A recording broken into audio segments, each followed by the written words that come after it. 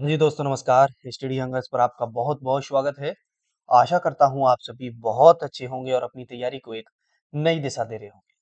साथियों, हम डिस्कस कर रहे हैं आपके साथ मध्य प्रदेश शिक्षक वर्ग 3 चयन परीक्षा के लिए पर्यावरण अध्ययन की पीवाईक्यू की सीरीज। और ये सीरीज हमारी कंटिन्यूअस फॉर्म में आगे बढ़ती हुई जा रही है। और आज ये सीरीज का हम आपसे नौवा वीडियो डिस्कस कर रहे हैं। इसकी कंप्लीट प्लेलिस्ट मैंने बना दी है, तो आप सभी वीडियो को शुरू से देख सकते हैं। और जैसा कि मैं आपसे लगातार 2 वीडियो से कहता आ रहा हूँ कि हम और अदर सब्जेक्ट की भी आपके लिए वीडियो लेकर आ रहे हैं। तो इंतज़ार करिए 1-2 दिन में आपको वीडियो देखने को मिलेंगी। और जैसे कि हिंदी की पीवाईक्यू सीरीज़ भी ला रहे हैं, बाल विकास की भी पीवाईक्यू सीरीज़ हम आपके लिए लेकर आ रहे हैं। और धीरे-धीरे ये कारवां आगे बढ़ेगा और इसमें हम जो आपके इंतज़ार कर रहे हैं कि जैसे ही हमारा जो डिटेल सिलेबस है वो एक बार क्लियर हो जाए, तो फिर हम टॉपिक वाइज़ वीडियोज़ भी आपके लिए बनाएँगे। बहुत सी चीज़ें हैं, धीरे-धीरे सब चीज़ों को आपके लिए लेकर आएँगे, ठीक है? सभी साथी जुड़े रहे और जो भी साथी चैनल पर नए हों, तो चैनल को सब्सक्राइब ज़रूर कर लिया करो, वीडियो को लाइक किया करो, ठीक है? तो चलिए आगे बढ़ते हैं। देखते हैं पहला क्वेश्चन। कौन सी क्रांति, रिवॉल्यूशन की बात हो रही है यहाँ पर, कौन सी क्रांति हमारे देश के लिए न केवल खाद्य उत्पादन में राष्ट्रीय आवश्यकताओं को पूरा करने के लिए जिम्मेदार थी, बल्कि हमें इसे निर्यात करने में भी मदद करती थी। अब बात हो रही है किसकी? खाद्य उत्पादन की बात की जा रही है यहाँ पर। किसकी बात हो रही है? खाद्य उत्पादन की। तो स्वाभाविक है खाद्य उत्पादन से संबंधित कौन सी चीज हो सकती है? तो चलिए आगे डिस्कस करते हैं। श्वेत क्रांति, हरित क्रांति, भूरी क्रांति और काली क्रांति। तो देखिए राष्ट्रीय आवश्यकताओं को फुलफिल करने के लिए जो सबसे रिस्पॉन्सिबल रिवॉल्यूशन थी, वो थी हमारी ग्रीन रिवॉल्यूशन, यानी कि हरित क्रांति इसका आपका आंसर हो जाएगा। ठीक है। हरित क्रांति भारत में कृषि नवाचार का काल था, जिसने खाद्य उत्पादन में वृद्धि की तथा देश को खाद्य निर्यात में मदद की। कृषि वैज्ञानिक जो एम.एस. स्वामीनाथन थे, वो हरित क्रांति के जनक माने जाते हैं। ठीक है, एम.एस. स्वामीनाथन। भारत में हरित क्रांति का इन्होंने नेतृत्व किया और पंजाब राज्य ने भारत की हरित क्रांति का नेतृत्व किया। ठीक है, चलिए अगला क्वेश्चन है। जो जानवर जो जानवर घास को जल्दी निगल लेते हैं और पेट के एक हिस्से में जमा कर देते हैं, उसे रूमेन कहते हैं। और बाद में यह निगली हुई घास छोटी-छोटी गांठों में मुंह में लौट आती है और जानवर उसे चबाता है। इन्हें जानवरों को क्या कहा जाता है? पहला ऑप्शन है जुगाली करने वाला यानी कि रूमिनेंट्स, शाकाहारी, मांसाहारी और सर्वाहारी। तो आपने सामान्यतः गाय हुए, भैंस हुई, बकरी हुई, इनको क्या है कि आपने देखा होगा ये जब चारा खाते हैं तो जल्दी-जल्दी निकलते जाते हैं और अपने पेट में क्या करते हैं सभी चारा को स्टोर कर लेते हैं और बाद में ये बैठकर आराम से जुगाली करते हैं। आपने इनको मुंह चलाते हुए देखा होगा और ये क्या करते हैं धीरे-धीरे इस खाना को चबाते हैं मतलब पचाते हैं। ठीक है? तो ऐसे जानवरों को क्या कहा जाता है? तो ऐसे जानवरों को कहते हैं हम रूमिनेंट्स। ठीक है? एक वर्ड यूज़ होता है रूमिनेंट्स, ये होगा या फिर इसे जुगाली करने वाले कहते हैं। ठीक है? मुँह को जो चलाते हैं वो, तो ये कहलाता है जुगाली करने वाले। ठीक है? इम्पोर्टेंट क्वेश्चन है, कई परीक्षा में आपने इसको देखा होगा, फेवरेट क्वेश्चन है, ये आता रहता है। ठीक है? तो जुगाली करने वाले पशु वे जानवर हैं जो घास को जल्दी से निगल लेते हैं, उसे रूमेन में जमा कर लेते हैं और बाद में उसे पुनः चबाते हैं। जुगाली करने वाले पशु खुर वाले स्तनधारी प्राणी हैं जैसे कि गाय, भैंस, भेड़, बकरी। ठीक है? चलिए अगले क्वेश्चन की ओर बढ़ते हैं और अगला क्वेश्चन है ओजोन परत का क्षरण किस क्षेत्र में पाया जाता है? यानी कि हमारी अर्थ की, पृथ्वी की ये ऊपर जो लेयर्स हैं, उन लेयर्स में ओजोन परत का जो क्षरण है वो किस क्षेत्र में पाया जाता है? स्थल मंडल में, समताप मंडल में, आयन मंडल में और क्षोभ मंडल में। तो ओजोन परत का जो क्षरण पाया जाता है वो समताप मंडल में पाया जाता है। ठीक है? ओजोन की अगर हम बात करें तो ओजोन को O3 से रिप्रेजेंट करते हैं। ओजोन परत में जो छेद हो रहा है वो CFC यानी कि क्लोरोफ्लोरोकार्बन की वजह से हो रहा है। ठीक है? और ओजोन परत जो है इसकी मोटाई को मापने की जो इकाई है वो है डाप्सन। क्या है? डाप्सन। चलिए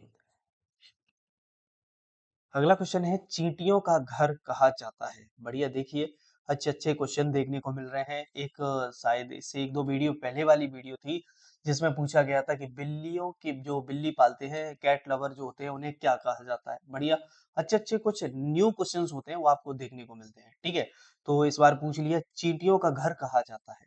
चींटियों के घर कहा जाता है छेद, मांद, बांबी और पौधों। तो देखिए चींटियों का जो घर होता है उसे कहते हैं एंथिल्स। क्या कहते हैं? एंथिल्स या बाम्बी कहते हैं। ठीक है, चींटियों के घर को एंथिल कहा जाता है और यह मिट्टी या रेत का एक बड़ा टीला होता है जिसे चींटियां जमीन के ऊपर बनाती है। अगला क्वेश्चन है पाठ योजना। जब भी आप कोई लेसन प्लान बनाते हैं, पाठ योजना बनाते हैं, तो पाठ योजना में सबसे पहले क्या निर्धारित किया जाता है? उद्देश्य, प्रणाली, पाठ्य वस्तु और गृह कार्य। तो देखिए हमारे माइंड में आता है कि हम पाठ्य वस्तु निर्धारित करते हैं पहले, जो कि गलत है। पाठ्य योजना में सबसे पहले जो निर्धारित किया जाता है वह निर्धारित किया जाता है उद्देश्य। क्या निर्धारित किया जाता है? उद्देश्य निर्धारित किया जाता है। ठीक है, तो पाठ्य योजना में सबसे पहले उद्देश्य निर्धारित किया जाता है। उद्देश्य यह बताता है कि पाठ के अंत तक छात्रों से क्या सीखने की उम्मीद की जाती है। यह सीखने के परिणामों को परिभाषित करता है और पाठ के बाकी हिस्सों के लिए आधार प्रदान करता है। इसके बाद निम्न चीजें निर्धारित की जाती हैं, जैसे कि विषय वस्तु, पाठ में शामिल की जाने वाली विशिष्ट जानकारी और अवधारणाएं। उसके बाद शिक्षण विधियां, यानी कि शिक्षक किस टेक्निक के माध्यम से बच्चों को पढ़ाएगा। व्याख्यान विधि, समूह चर्चा या गतिविधियों के माध्यम से। फिर होती है शिक्षण सामग्री, यानी कि कौन कौन से टीएलएम, टीचिंग लर्निंग मटेरियल उपयोग में लेगा। ठीक है, उसके बाद किया जाता है इनका इवेल्यूशन, यानी कि मूल्यांकन किया जाता है। ठीक है, अगला क्वेश्चन है पीएएन क्या है? ठीक है, पीएएन क्या है? एक तो हम पीएएन पढ़ते हैं, आपका permanent account number, pan card में हम इस वर्ड को यूज करते हैं। ठीक है, यहाँ पर पूछा है पीएएन क्या है? तो पीएएन की पॉल्यूशन की बात हो रही है, यानी कि प्रदूषक की बात हो रही है। यह प्राथमिक प्रदूषक है या द्वितीयक प्रदूषक है, यह प्रदूषक नहीं है और यह तृतीयक प्रदूषक है। देखिए ये ऐसे जो क्वेश्चंस होते हैं वो कंफ्यूजेबल हो जाते हैं कि अगर एक तो ये भी हो जाता है कि पीएएन प्रदूषक नहीं है, अगर वहां पर वो परमानेंट अकाउंट नंबर इसका अर्थ मान रहा है तो। ठीक है, और अगर यहाँ पर वो पीएएन दे रहा है तो पीएएन में जो आता है सेकेंडरी पोल्यूटेंट होता है, द्वितीयक प्रदूषक होता है। ठीक है, तो पीएएन की बात करें तो पीएएन होता है पेरोक्सी एसिटाइल नाइट्रेट। यह एक द्वितीयक वायु प्रदूषक है और यह प्रकाश रासायनिक धुंध का एक प्रमुख हिस्सा है जो आंखों और फेफड़ों के लिए हानिकारक है। अगला क्वेश्चन है पौधे के स्रोत। ठीक है, पौधे के स्रोत चाय या कॉफी से जुड़ी दवा का नाम बताइए। अफीम पोस्ता, काटा सेब, कैफीन, कपूर। तो ये तो आपको पता होगा, चाय या कॉफी में कैफीन होती है, तो आप तुरंत इसका आंसर लगा देंगे कैफीन। ठीक है, ठीक है, कैफीन एक दवा है जो कॉफी चाय पौधों में उगाई पाई जाती है और यह एक उत्तेजित पदार्थ है जो मस्तिष्क और शरीर के बीच संदेशों के संचरण को तेज करता है। ठीक है, हमारी बॉडी जो आ, संदेश लेती है उनको क्या है कि ये तेज करता है। अगला क्वेश्चन है खारा पानी का उत्पत्ति स्थान क्या होता है? मुहाना, नदी का ताल, खाड़ी, आर्द्रभूमि क्षेत्र। तो खारे पानी का उत्पत्ति स्थान जो होता है वो सामान्यतः क्या होता है? मुहाना होता है, जहाँ नदियां क्या है कि समुद्र में मिलती हैं। ठीक है, खारे पानी के आवासों के उदाहरण जैसे कि मुहाना, मैंग्रोव, लैगून, दलदल, खारे समुद्र और झीलें हैं। अगला क्वेश्चन है निम्नलिखित में से किसके द्वारा मनुष्य अपनी मूलभूत आवश्यकताओं की पूरी पूर्ति करता है, यानी कि ह्यूमन की जो बेसिक नीड्स हैं उन सभी की उनको फुलफिल करता है किसके द्वारा? शहरीकरण के द्वारा, कृषि के द्वारा, प्रकृति के द्वारा और बागवानी के द्वारा। तो मनुष्य अपनी मूलभूत आवश्यकताओं की जो पूर्ति करता है वो प्रकृति यानी कि नेचर के द्वारा अपनी आवश्यकताओं को फुलफिल करता है। अगला क्वेश्चन है निम्नलिखित में से कौन सी द्रव अवस्था में पाई जाने वाली धातु है? इनमें से ऐसी कौन सी धातु है जो लिक्विड फॉर्म में पाई जाती है? सीसा यानी कि लेड, पारा, चांदी, जस्ता। चार ऑप्शन आपके पास हैं। तो लिक्विड फॉर्म में जो पाई जाती है वह धातु है पारा। क्या नाम है? पारा। कमरे के तापमान पर तरल रूप में मौजूद धातु है पारा और पारा एकमात्र स्थिर मौलिक धातु है जो मानक तापमान और दबाव पर तरल रूप में मौजूद रहता है। ठीक है, अगला क्वेश्चन है, देखिए अच्छा क्वेश्चन देखने को मिला कि निम्नलिखित में से कौन सा डीवीडी का पूर्ण रूप है। देखिए अभी तक तो यहाँ पर हम देख रहे थे कि ज्योग्राफी के क्वेश्चन पूछ रहा है, करंट के क्वेश्चन पूछ रहा है, ठीक है, ईवीएस के अंदर। और यहीं पर एक क्वेश्चन देखने को मिला कि वो कंप्यूटर से भी क्वेश्चन पूछ सकता है, ठीक है। तो यहाँ पर पूछा है कंप्यूटर में डीवीडी का पूर्ण रूप क्या होता है। Digital versatile disc, direct video disc, disc on video drive, digital visual drive, ठीक है। तो एक होती है सीडी जिसका फुल फॉर्म होता है कॉम्पैक्ट डिस्क, और एक होती है डीवीडी जिसका फुल फॉर्म होता है डिजिटल वर्सेटाइल डिस्क। तो इसका आंसर हो जाएगा आपका पहला वाला ए, ठीक है, डिजिटल वर्सेटाइल डिस्क।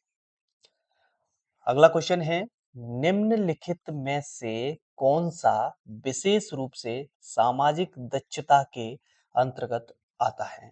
ठीक है, क्वेश्चन को अच्छे से पढ़ें आप। निम्नलिखित में से कौन सा विशेष रूप से सामाजिक दक्षता के अंतर्गत आता है। स्वमूल्यांकन, चर्चा और बातचीत कर पाना, सूचना का कौशल उपयोग, अवलोकन करना। तो चर्चा और बातचीत कर पाना सामाजिक दक्षता के अंतर्गत आता है, ठीक है। अगला क्वेश्चन है, निम्नलिखित में से वह कौन सी प्रक्रिया है जिसके द्वारा किसी पदार्थ या लक्ष्य से संबंधित कोई सूचना प्राप्त की जाती है। ठीक है, ऑप्शन है आपके पास मापन, मूल्यांकन, आकलन और अनुमान। तो आकलन के द्वारा किसी भी पदार्थ या लक्ष्य से संबंधित कोई सूचना प्राप्त की जाती है, ठीक है।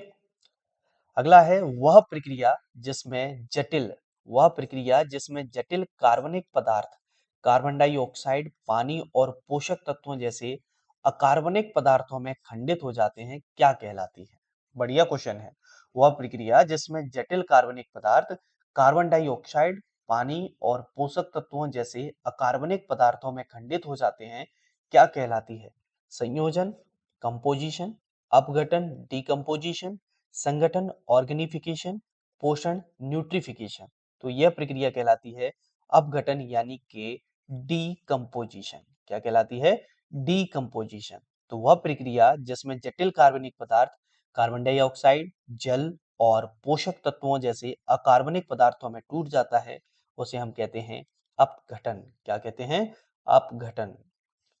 अगला क्वेश्चन है कि वर्ष 1800 में विश्व जनसंख्या का कितना प्रतिशत नगरीय बस्तियों में रह रहा था। 5%, 20%, 3% और 11%। तो देखिए इसका आंसर है 3%। तो उस समय के अधिकांशतः स्रोतों के अनुसार 1800 में विश्व की जो लगभग 3% जनसंख्या थी वो शहरी बस्तियों में रहती थी। बाकी की जो शेष जनसंख्या थी वह ज्यादातर ग्रामीण जीवन निवास करती थी। धीरे धीरे जैसे आधुनिकीकरण होता गया, जैसे वैसे लोग गांव से शहरों की ओर पलायन करते गए। ठीक है, तो अब देखिए सामान्यतः जब भी किसी भी चीज की बात होती है तो दो चीजों की बात होती है कि एक तो अर्बन यानी कि शहरी क्षेत्र, और एक रूरल यानी कि ग्रामीण क्षेत्र। ठीक है, तो अब आबादी दोनों ही क्षेत्रों में रह रही है। ज्यादातर लोग गांव से शहरों की ओर पलायन कर रहे हैं। ठीक है, एक इसमें शहरीकरण वाला क्वेश्चन भी हमारी एक वीडियो के अंदर देखने को मिला था, उसको हमने डिटेल में डिस्कस किया था। तो बढ़िया, बहुत बेहतरीन क्वेश्चंस इसमें पूछे गए हैं प्रीवियस ईयर्स में। तो आप इन सभी क्वेश्चन को अच्छे से तैयार किया करो, ठीक है। साथ में अपने अपने शॉर्ट नोट्स भी आप लोग बनाते रहें।